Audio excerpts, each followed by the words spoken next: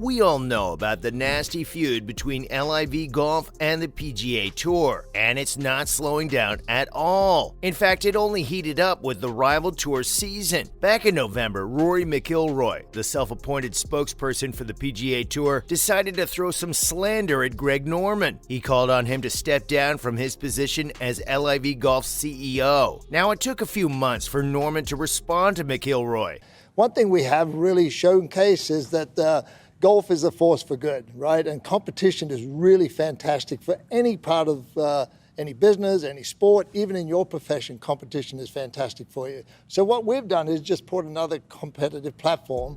But eventually he fired back at the Northern Irishman. He said that he knows nothing about LIV Golf and should watch what he says about it. Yeah, my bets are that this rivalry isn't going to end anytime soon. So Mcilroy does believe that the PGA Tour and LIV Golf can coexist somewhere in the future, but he feels that isn't a possibility if Greg Norman is at the helm. The LIV Golf CEO fractured the golfing world when he poached some of its top players. These top players were promised Saudi millions, and wow, didn't he just catch them hook, line, and sinker? So Mcilroy believes the only way for LIV Golf and the PGA Tour to ever coexist is if Greg Norman steps down.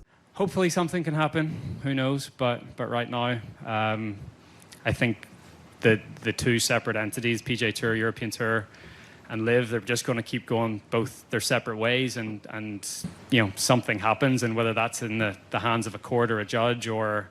In November, Mcilroy said that Norman should exit off the stage. He made his mark, but now is the right time to say, look, you got this thing off the ground, but no one is going to talk unless there is an adult in the room that can actually try to mend fences. He also then said that at that time, they were at a stalemate since there can't be any other way. Greg Norman on the other side of this battle responded with a threatening message. Norman has been trying to ignore all the hate that he has been receiving, especially the comments that are coming from PGA Tour players. This is why he wasn't too quick to respond to Rory Mcilroy's criticism. Before the first tournament of the LIV Golf 2023 season, Norman finally shot back with a threatening message of his own. He said that Rory doesn't know anything, and with all due respect, that he certainly doesn't know anything about the LIV. You know, when a person says, with all due respect, there is no respect coming out of that sentence. He said that he's always been a fan of Mcilroy and that he knows something about the PGA Tour, but he has some advice for him. Just sit back, take stock, watch what you say in the end. He said that there will be a situation where Rory will be asked a few questions that he wouldn't like to answer. The watch what you say really sounds menacing. And hey, maybe Norman is finally leaning into his villain side. Either way, Greg Norman still believes that LIV Golf is a necessary evil for the growth of the sport. He feels that when the dust settles, the game of golf is going to be better, and that both leagues can live together, and also stated that he's looking forward to the day that this happens. However, did you know that LIV Golf's viewing figures have dropped even lower? That's right. So we had to regroup. We're ready to sign the next week. We're ready to sign multiple players and launch the league.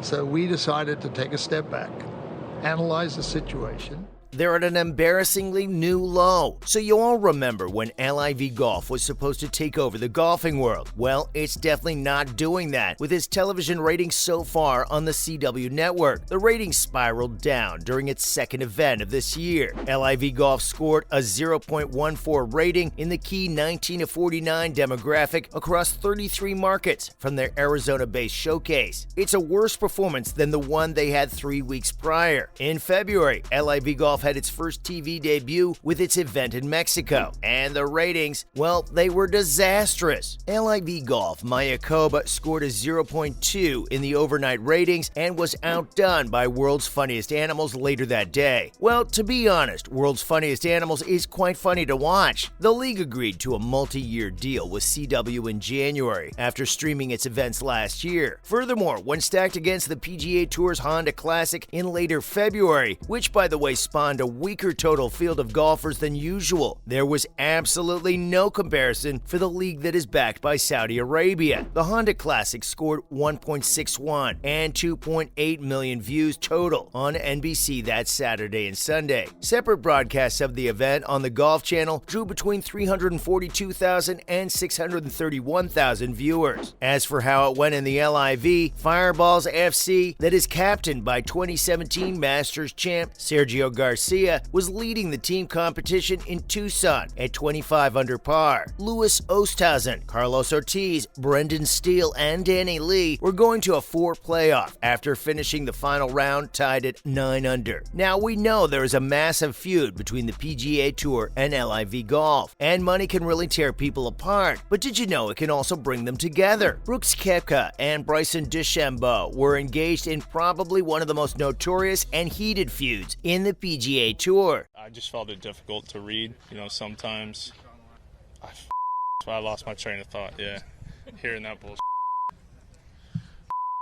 But they have both defected to LIV Golf. They seem to have kissed and made up. Koepka recently admitted that the two talk almost every day. This is honestly so shocking when we think back to how their relationship was a year and a half ago. The two hated each other on the PGA Tour. Now, golf isn't really a sport where you see personal beef between players. NFL, sure. Rugby, yeah, sure. But golf, not really. For the most part, players get along and have strong friendships off of the course. However, this wasn't the case for these two. It all started in 2019. Koepka complained about DeChambeau's slow play on the course. Then Bryson went after Koepka's caddy, Rick Elliott, on the practice green before the tournament. The back and forth between the two seemed playful at first, but in 2021, this all changed. At the PGA Championship, Bryson click-clacked behind Koepka in a live interview. This caused one of the most famous eye rolls in golf history. Ever since then, there has been animosity between the two. It seemed as if the two finally buried the hatchet when both of them represented Team USA in the 2021 Ryder Cup. But you could have cut the tension with a knife. However, since they joined LIV Golf, the two have been chummy with one another. Many were wondering how the two would get along in a smaller and more personal tour, but it seems like money talks. And after the two of them accepted the $100 million to join the Saudi-backed league, they have become friends. Koepka said that the two have squashed their beef, and that the two now have a good line of communication. They have figured it all out, and they're good now. Wait, what is that we hear? Boo! Yeah, we get it. We want to see more rivalries in the golf world. And the one between Bryson and Brooks was one of the most entertaining ones we've had for years. But if we're totally honest, why would they need a rivalry if they have millions of Saudi dollars just lying in their bank accounts? Honestly, if I had that amount of money, I wouldn't be complaining about anything else either. But what do you think? Will LIV Golf and the PGA Tour ever live happily together? Or is Rory right, and should Norman step down from being the CEO? And what do you think about the squashed rivalry between two beloved players? Let us know in the comments, and we'll see you next time.